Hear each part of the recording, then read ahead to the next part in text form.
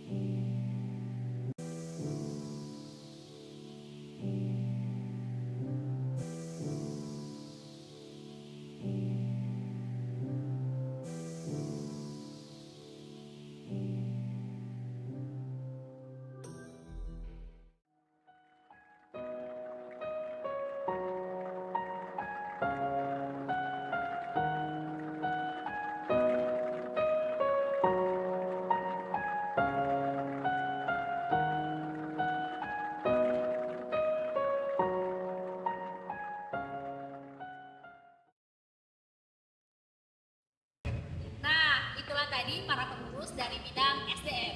Di bidang SDM ini juga memiliki beberapa program kerja seperti Mulai dari penerimaan anggota baru sampai pada proses pengkaderan Irma Palembang. dan juga ada beberapa pelatihan yang dapat meningkatkan skill dan juga kualitas diri seperti pelatihan desain, pelatihan kepemimpinan, pelatihan public speaking, dan juga pelatihan-pelatihan lainnya.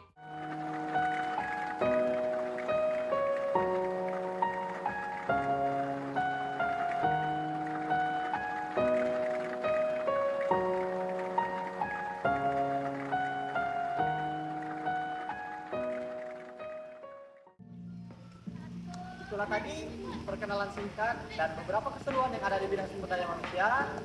Sekian, kami tunggu kehadiran kalian. Wassalamualaikum warahmatullahi wabarakatuh. Irma Palembang, muda, peduli, kreatif,